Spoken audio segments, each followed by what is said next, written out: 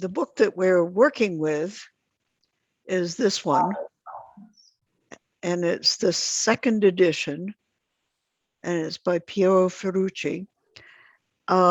You don't absolutely have to have a copy of the book because we're going to use some resources from the web, and we're actually talking about stuff that, you know, we all have some experience with, about kindness and all the aspects of kindness. So these are all characteristics that I'm going to ask you to find some information and read up about them or listen about them, you know, gain some more information, but it does not have to be from the book. The book is fun to read and is very enlightening. So, can you, it's showing up on my screen backwards. Is it showing up on your screen frontwards? Yes. Yeah, it's good. Good. It's That's good. wonderful. Okay. So you can read, these are the first aspects of kindness that we're going to talk about. And it's way more complex than I would ever have thought. I mean, it's more global and more basic in our lives and more enriching to think about and talk about than I ever thought. And that's why I want to work through this book, because it's all the aspects of seeing the good in the world.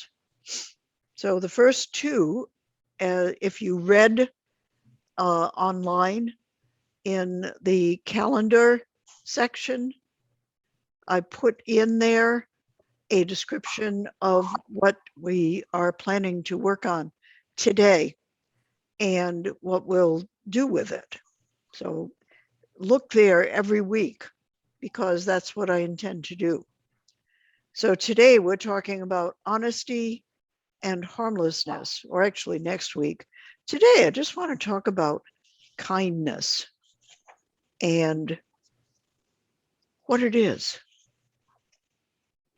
Kindness, it's either what we're experiencing every day, most of the time, or it's not.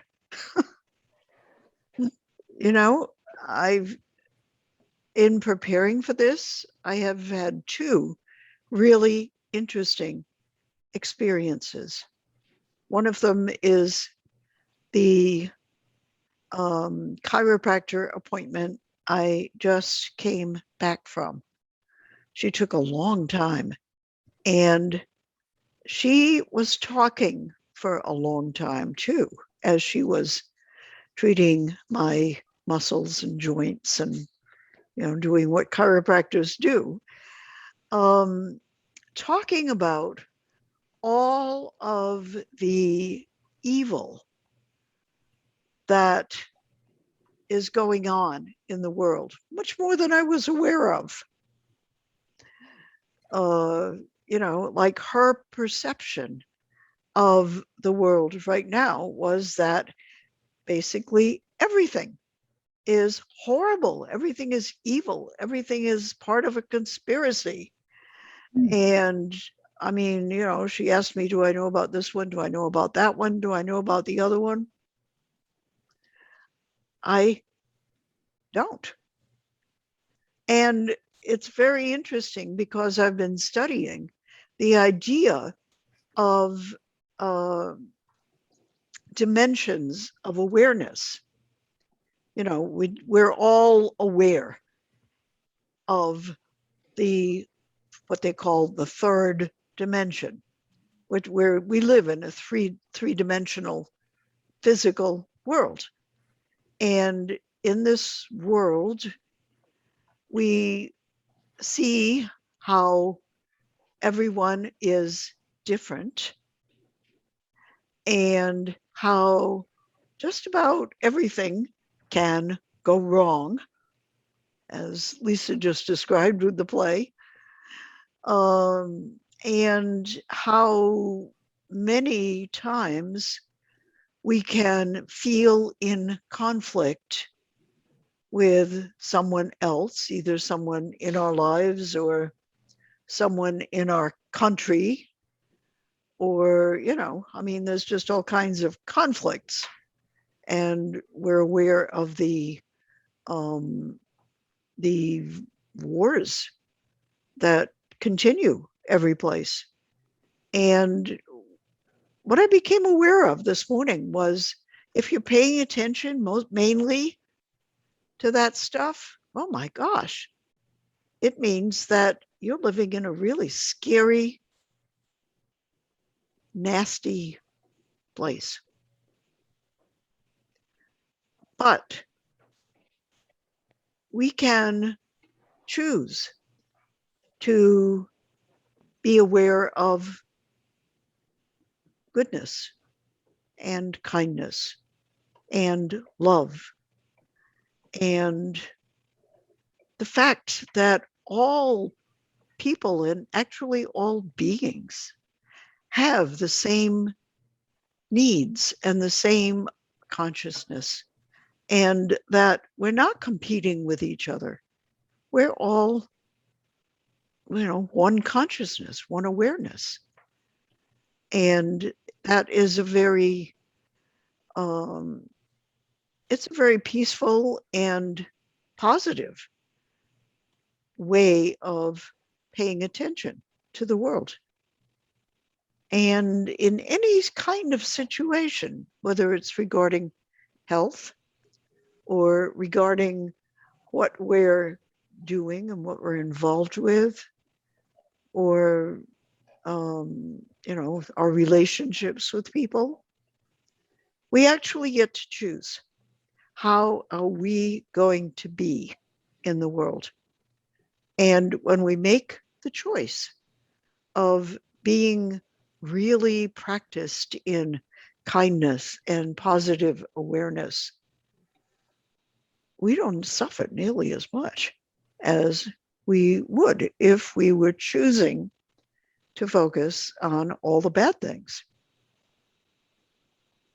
Like I said, this morning was, I was a captive audience for someone whose way of looking at the world is really very negative for about an hour. It was exhausting. And it just made me aware of, okay, so I'm kind of clueless about all the guys that are involved in conspiracies and trying to kill off half of the people in the world. And it's okay. I don't need to be aware of that. I can't do anything about it anyway. I'd rather do what I'm doing and focus on how to live in an awareness of positivity and love and healing and wholeness and kindness. And it actually is a choice. So I'm sure that everybody has in their lives somebody who's a Debbie Downer. And I'm not, I mean, I've heard that term. I have nothing against people called Debbie. But, people that when you get to talking with them, oh man, they can tell you so many problems that are going on that I could be aware of, but I'd rather not. I'd rather be putting my energies into creating a more positive experience for people around me and for myself, because my life works a lot better that way. And many people's lives work a lot better that way. And just think, if nobody was thinking positively, I don't like to really think about how it would be.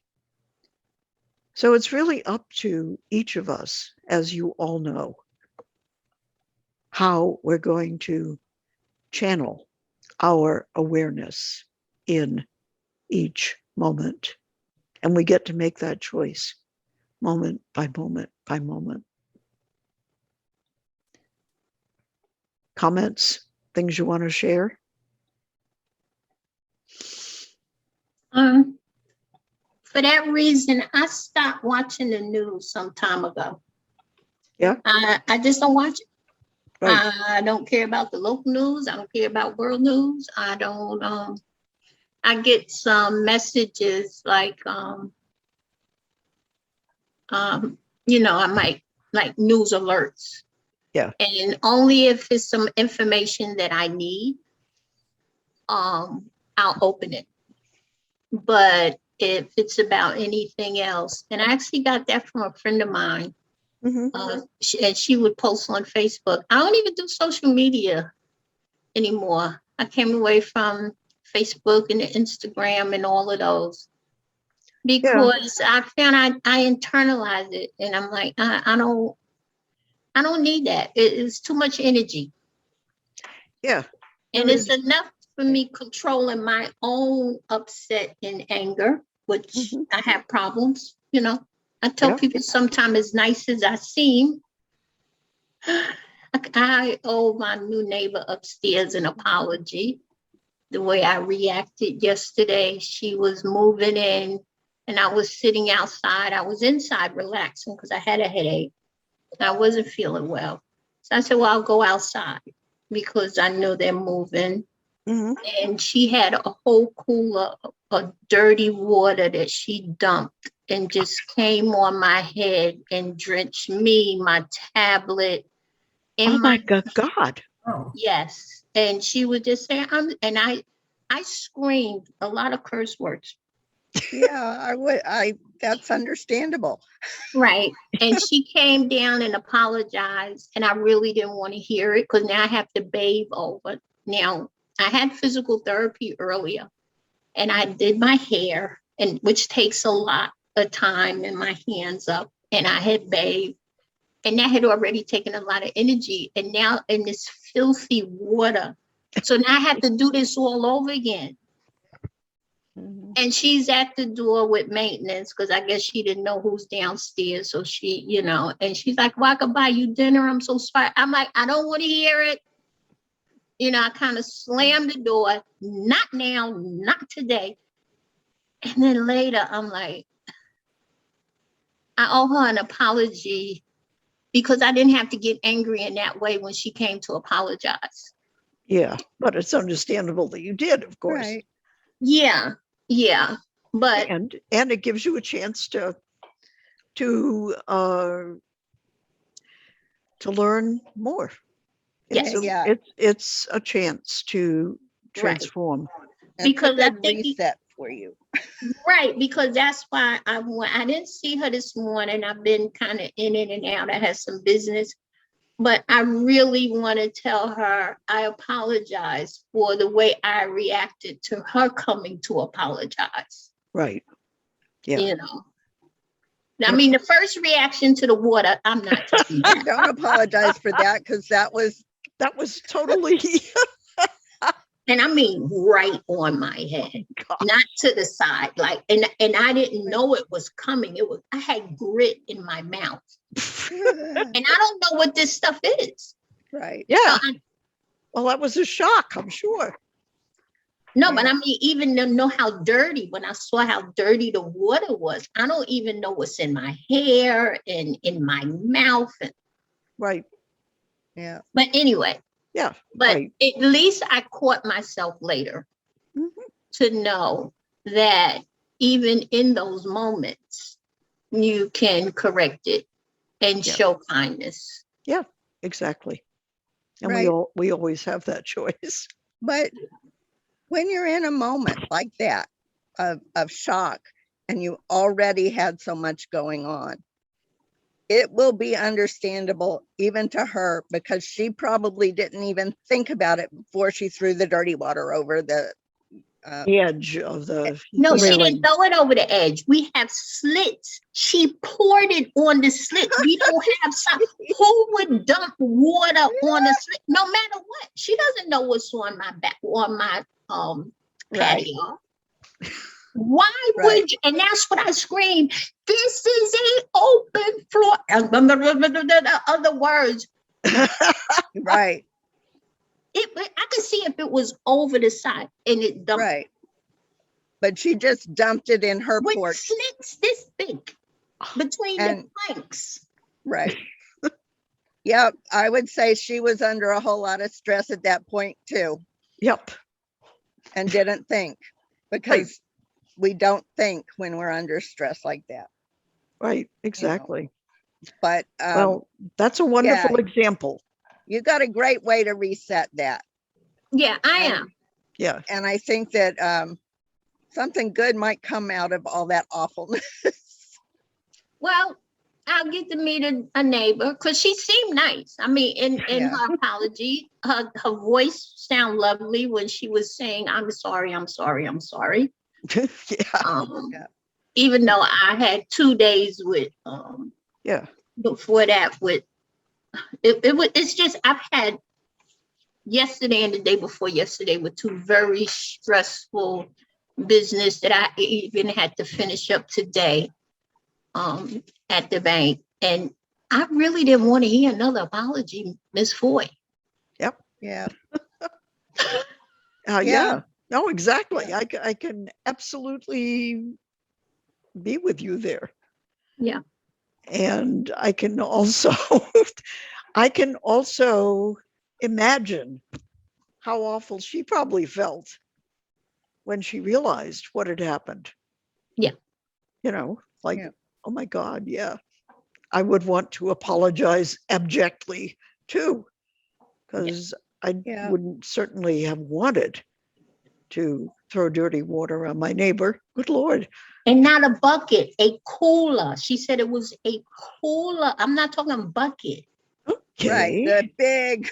Yeah. So, because I looked up when and later, Yeah. it was Yeah. a cooler. It's Yeah. a lot of water. Yeah. So yeah, that's things happen. And they kind of happen randomly from outside of us, you know. Yeah. We can all at some time or another get a cold cooler full of water dumped on us, dirty water. Mm-hmm. Those things happen, Mm-hmm. you know, and they happen to all of us, and it's random. And then we get to respond. And apologize. yeah, and apologize The when we need to. response, right? Yeah, And when exactly. we need to, yeah. Right. There's- But you there's can't no- until you can't apologize until you're ready in your heart to Yeah. have apologized. Right. Yeah. Exactly. But that's Because- still an exercise of kindness, I Mhm. think. Right. You know, 'cause- Yes, exactly. It is, because you don't have to say anything. And honesty, which is the first thing that we're considering as part exactly. of kindness. Yeah. You know, she, in her apology, she was being honest, I assume. No, she wasn't. Because she Oh, said it tipped over. That didn't tip over. She dumped it there. It wasn't like a bucket that could tip over. I saw the size of that thing. She dumped it. well, okay. It would be nice, it would be helpful and kind if she were to confess.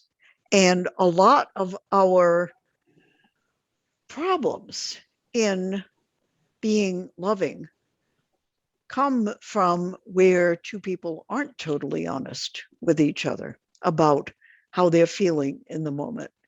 And it's a habit, you know, are we or aren't we? Mhm. Why would we want to be? Mhm. Why? Well, Anybody can answer this. it's Why our would you- credibility. Oh no, go ahead, Lisa. Why would you want to be honest in the moment? Yeah. Um, And say something you might be ashamed of a little bit. Right. I think that in the long run, for your personal relationships and your personal health, being honest is the way to go. It is not what we are taught in America. That's true. We are not taught to be honest. We are taught to equivocate in order to make ourselves and others feel better. We think. And I'm not sure that, currently with all my life experience, I don't think that works. Well, no, only honesty really works, because but- otherwise you can't relate to the other person because you don't know who you're relating to. Can I But- say something to that? What Please. Lisa said, to piggyback on what Lisa said Sure. about that's in America. I don't think that's just in America. I think it's in human nature, upbringing. We're not Probably. taught to be honest. No, we're not. Well, And we it's certainly not At least I that we're not, wasn't. it's We- not that we're not taught. Every family coming up, there's things that you can't talk about. There's That's- things that you don't mention, you don't take out the house. There's Mhm. things so, and I think that's in every culture, in every country, because we're taught, even at children, the first thing we're taught to do, because children are very honest. Mhm. Yeah. And I remember the first time speaking very honestly. And the first thing you do, and it's basically with what is going on within the family, what is going on behind closed doors. And I look at, because as I was reading that, that's what really hit me with the Mhm. honesty. And I'm like, it's not that we're taught to lie. I'm not, and when I was thinking about it, I said, I think we are taught not to tell. It's called necessary untruths, Yeah. Mhm. right? Or we don't speak on that. You Right. hide that part. Right. And Or- I think Or that's white just lies. Right. right. And I think that's just something in human nature, because it's first protection, the clan, the family, or whatever. Okay, so I am curious, since we have somebody here who is not from the United States. Asma, Mhm. how are you feeling about this discussion? About the honesty, What? you told me how I felt about Yeah, being honest. I mean, does this sound familiar to you, or was your family different in what they taught you? Let me tell you something. Here in Algeria, usually we say that you should respect and be kind to the people, even when they hurt you. So in my family, we don't have these rules. If you wanted to say something, say it, but say it in the proper way.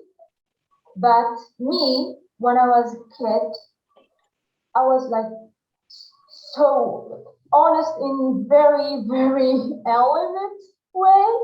So my parents, they was just like sit with me and tell me, Asma, you should not say these things to the people. For example, I had one of my cousins who is adopted. And when my uncle, he was getting married, and yeah, finally, his wife came to the house and everything. She was treating him in a bad way. So that thing he made me feel sad, and I was saying to her like, why? What are you doing to him? Like, why? So my daddy came to me and said like, shh, Asma, shut your mouth, no. So by the time I just fixed this by being honest, but I respect the private life, or how the people think, or how they gonna feel when I'm gonna say that. Right. Okay, thank you. You're welcome. So it's So it's pretty, like the same. Yeah, Yeah, it's pretty universal. Okay. right.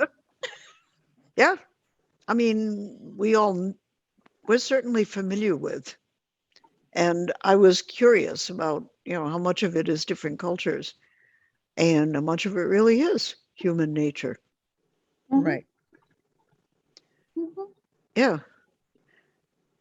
But it has certainly been my experience as I've gotten older and perhaps a little bit wiser that uh, when I haven't made the effort to really be honest with people that I'm in relationship with, certainly, about how I'm feeling about things, that the relationship becomes more full of conflict Mhm.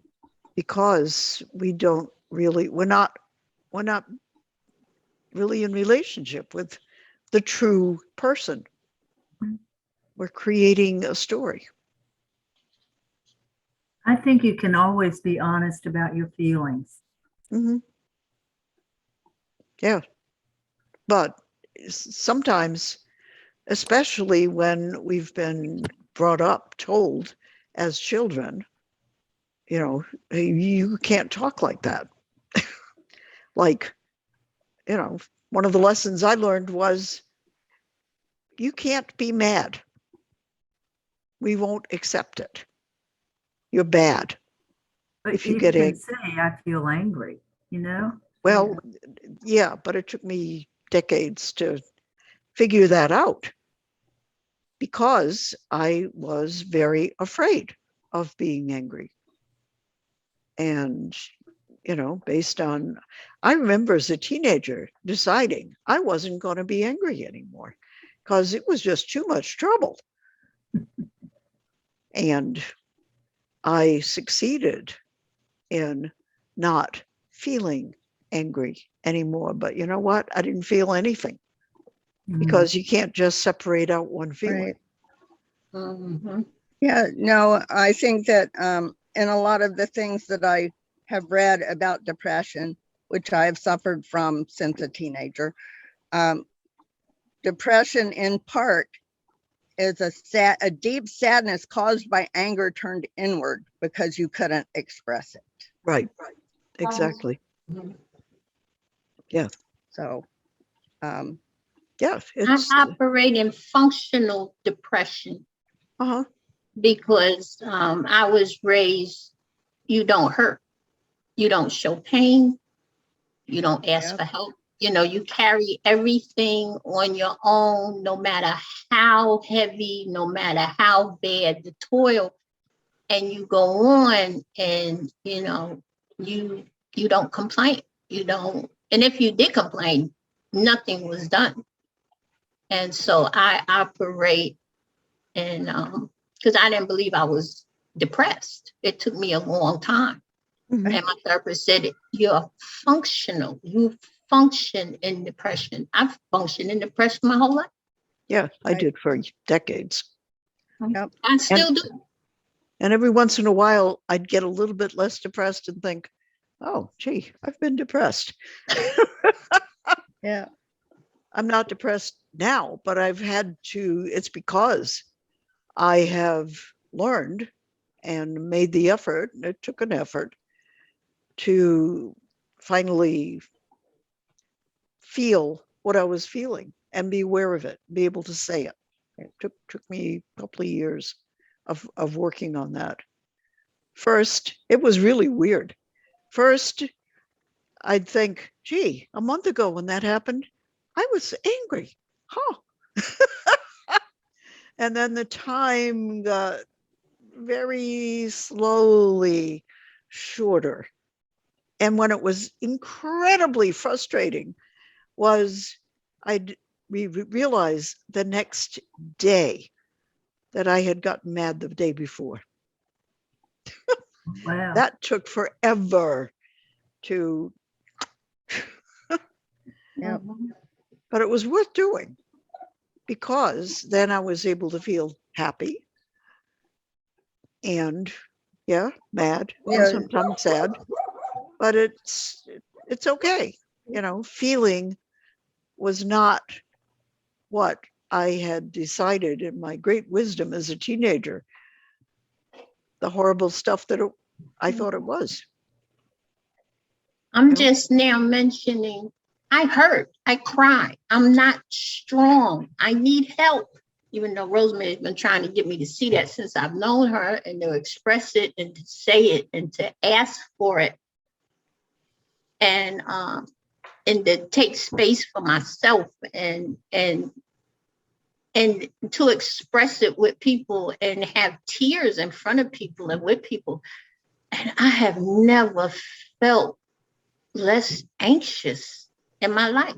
Good. Just being honest. Mhm. Right. Exactly. It is well worth the effort to do it. And it was And- hard to be, it was just as hard to be honest. It was such a hard thing. I don't know how to explain it, holding on to the lie or whatever, but why is honesty when it comes to, I don't know, other people could share? Because we can say, oh, I'm an honest person, but just like in the first chapter, but when it comes about who you really are personally inside, that part that you hide from people, you know, I could be honest in how I interact with people. I could be honest to build relationships and things like that. But if anybody could share, when it comes to those parts you hide, the nasty, ugly, sad, or whatever truths of who we are, Mhm. because that's the ones that's for ourselves, not really for someone else. Right. But our friends, you know, the people we're relating to, we need to know that about each other, because otherwise, how can we be kind and helpful? We're actually depriving others of the opportunity to treat us kindly when we don't share with them what we're feeling.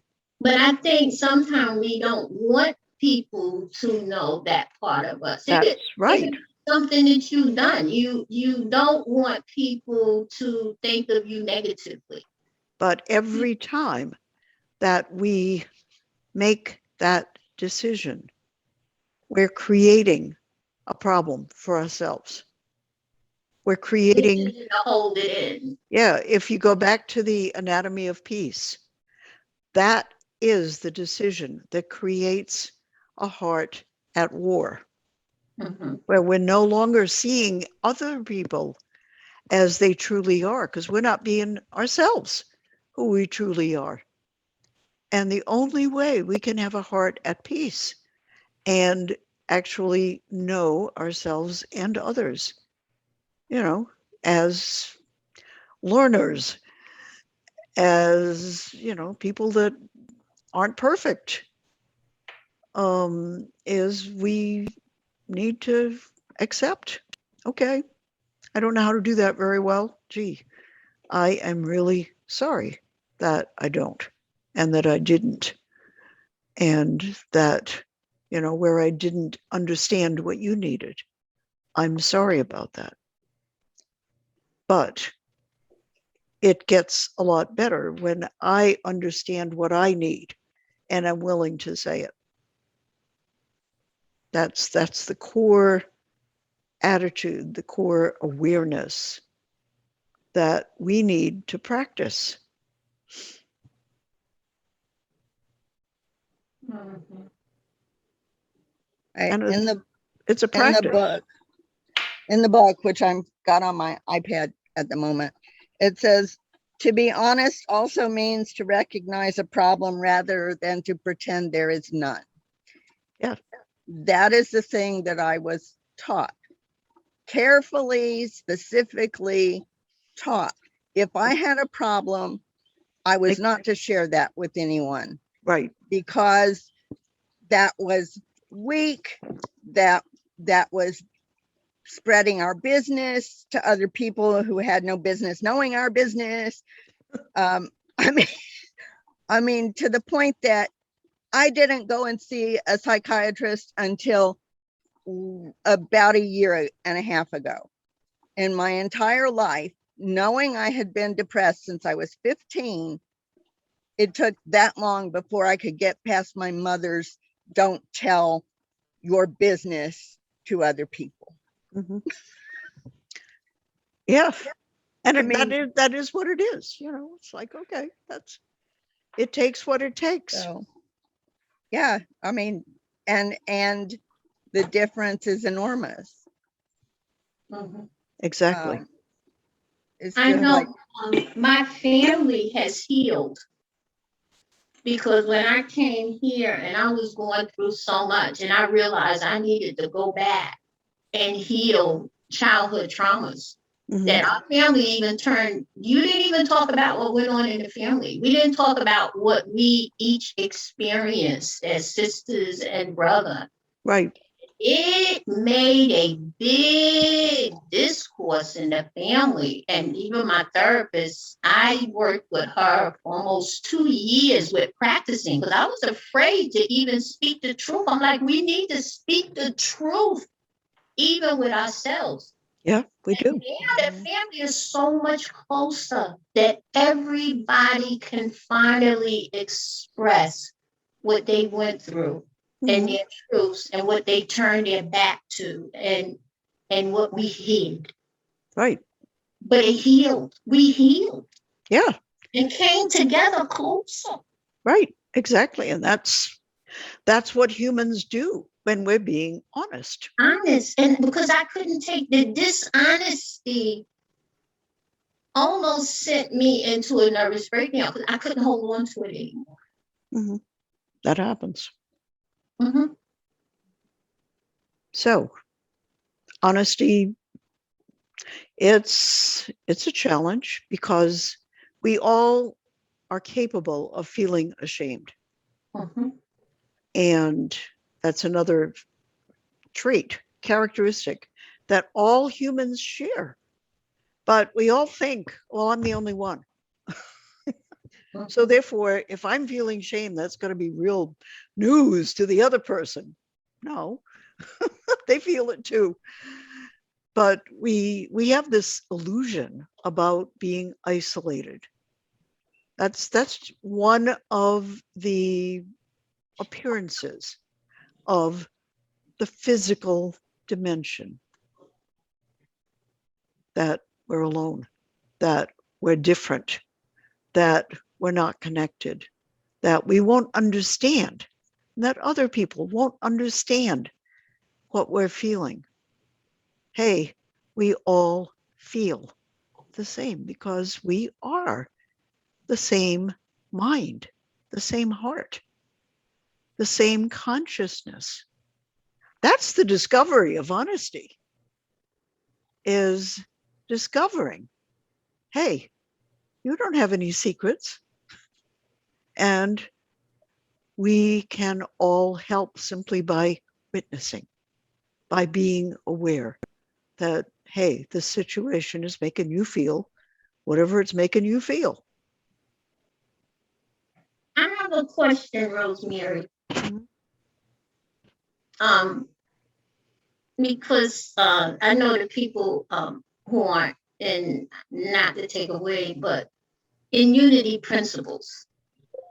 And sometimes I get a little conflicted, and because with unity, we're taught to stay in the moment. Don't Yeah. talk about your past. Don't talk about what bothers you. You know, leave that stuff behind. Leave it behind. Yes. Talk about what you're feeling in the moment, in the present moment, Right. because that's the only reality. But sometimes your reality at the moment is actually affected by your past because you can't forget your past. You carry Right. it with you, and your past Right. makes up. My past makes up who I am sitting here today because I'm discussing some of it and how it affects everybody here. Discuss something in their past and how it affected them and how Right. they're doing now. But And then- when we're focusing on the past and rehearsing it and telling it as a story, it's not real in that moment.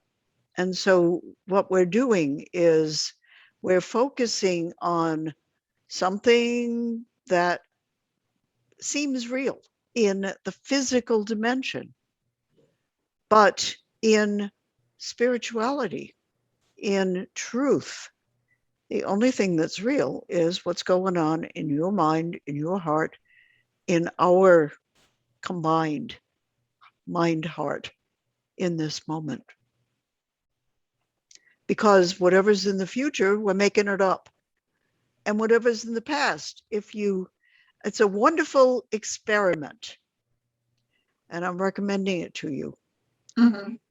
Talk with a sibling or a relative about an event in your past, in your shared past, and say, remember when? And then tell the story to each other. And you will be totally amazed at how different those two stories are. Oh no. That's what I'm saying. When I started to sharing the truth with the family, and that's how it started. Remember when? You remember. And each sibling had a different thing during that time, what was going on in the family or Right, in that moment. Yes, and you're absolutely right, because their perception was who they were and what they saw and how they perceived it, that's right. or how they didn't want to see. Right. So that's your individual small self, your ego self. And, the stories from the past, you made them up. We all made them up. And of course, whatever we're worried about in the future, we're making it up. The Well, only I the only thing that's real Mhm. is right here, right now. That simplifies life dramatically. Yeah. How am I being right in the moment? Am I being kind? Am I being honest? And being honest. What am I doing right now? And how am I spending this moment? So it is being a good moment. So it's almost like it's the voice I'm listening to, whatever I learned in the past, or they my voices, the voices that were spoken to me, or is it the voice of Blanche right now and what she's feeling? Now I see. Yeah. Is So it my voice? yeah, it's the only way we can do anything about anything is right now. I mean, whatever we think we experienced in the past, we can't change it. We can't do anything about it. And it wasn't what anybody else experienced anyway. So, Like Right. the father with the French fries and the Yeah. son. right. It was the father's perception of what a French fry could do. Yeah. And the son was like, I'm past that. That worked before, but dad, no, not today. I'm not having it. Right. That's an example from the book. So the two different realities Right. We at all, that moment. right. Yeah. Each person will have a different reality, even if you sit and directly compare this, it's like this happened, then this happened, then this happened. Oh no, it wasn't like that. It was a different order Yeah. even. And we think we're all having the same experience, Right. but that is totally false. Mm-mm. And in the So- present moment, what we do have together are feelings, are intentions. Right. I think that's one of the best things that I have learned is that when I wake up, I am to set my intentions for the day. And it really, okay, there's going to be things that come in that I don't know about every single day. but I have set my intention for the day that I am going to be honest, that I am going to be kind, that I am going to respect every living thing besides and including myself. Setting those intentions, and I have usually 3 to 5 every morning that I just have determined is the way based on the day before is what I need to do that day. Right. And it helps so much just to hold those intentions in my head, in my heart each day. Right. And it helps also if what we're holding as intentions are not individual story items, but Right. is love, is gratitude, is joy. And what I want to do next Friday, and you can do it yourself. I had this experience. I was looking for a video to show about kindness. And so I Googled short videos, kindness, and came up with a whole list. And I thought, well, I don't know which one I think I want to use. And so I just started watching them in sequence. And when I got to the fourth one, and they were all really different, but they all had something to do with watching people be kind to other people. And when I got to the fourth one, which was like 12 minutes in, all of a sudden I realized I had this huge smile on my face. Where did that come from? I was feeling so happy and joyful just as a result of watching, observing people acting kindly to other people. Where did that come from? And then I realized, well, okay, so kindness is one thing that we can use. I mean, we can all do that. We all have a device. We can all Google what videos on kindness and have that experience, that joyful experience. If people aren't being really kind right in front of us right now, we can also look at experience short videos on natural beauty. Guess how you're going to feel after watching scene after scene of wonderful, beautiful, natural places for 10 or 12 minutes. It's the same thing. It's like, ah, what else can we expose ourselves to that will give us a sense of wonderfulness, of beauty, of awe, of love? What else can we do? Might not even involve looking at videos. Videos are amazingly powerful because our brain, this has been proven scientifically, our brain can't tell the difference between when we're watching something or reading something or experiencing it in real life. The effect is exactly the same. Comedy. Huh? Comedy. I love laughing. Yeah. I have to Laughing. find something to laugh at every Yes. day, even if it's myself. Right. I need a Exactly. good laugh every day. Positive laughter. There is nothing better. I don't know if you can find a video of a laughing baby, but oh my God, if when the times when I have engaged in laughing with a baby, that is the most wonderful feeling. And it's as real if I watch it as if I do it. That's the amazing thing that we can take advantage of. Gratitude. Just thinking of all the things, all the aspects of our lives that we're grateful for. I mean, it's more than, somebody apologizing to us. It's the sun, a breeze, a flower, a smile. There's an infinite number of things that we can bring into our amazing imagination and remember.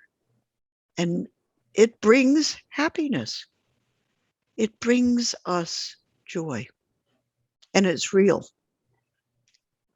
And the more of our time that we spend with our mind focused on positive experiences like love and kindness and joy and laughter, we are actually, and this too has been proven, we are rewiring our nervous system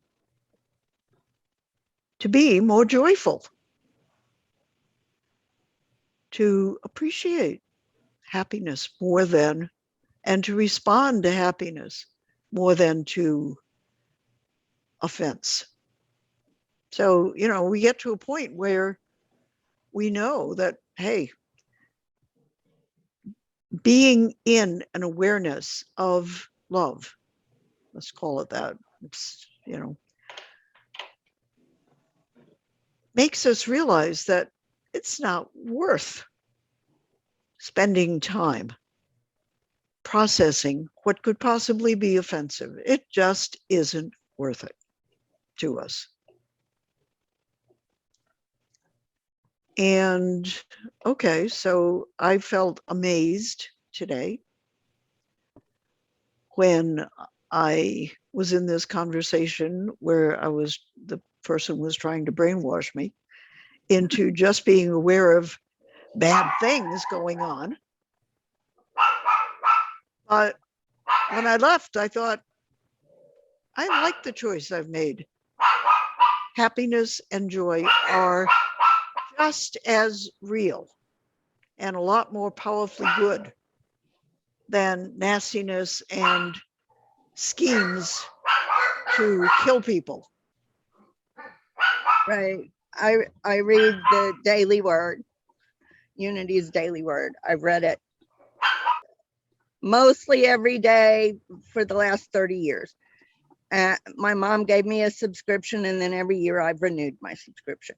When she gave me that subscription, she said, these people think everything is always happy, so don't get too involved in it. But I want you to be able to have this every day to make you feel good. I was like, you just took away the good feeling that you were trying to give me. But I didn't say that because I was taught not to. Get too happy. She said, "Don't get too happy. Don't get too happy. Don't show too much love. Don't tell people they're great because they'll find out they're not." All these things. I strongly suggest that you give yourself a joy bath with the videos. Like I said, it's real easy to find, and it is a very surprising effect. And think about it. If all you have to do is look at 4 short videos of people being nice to each other to feel really happy.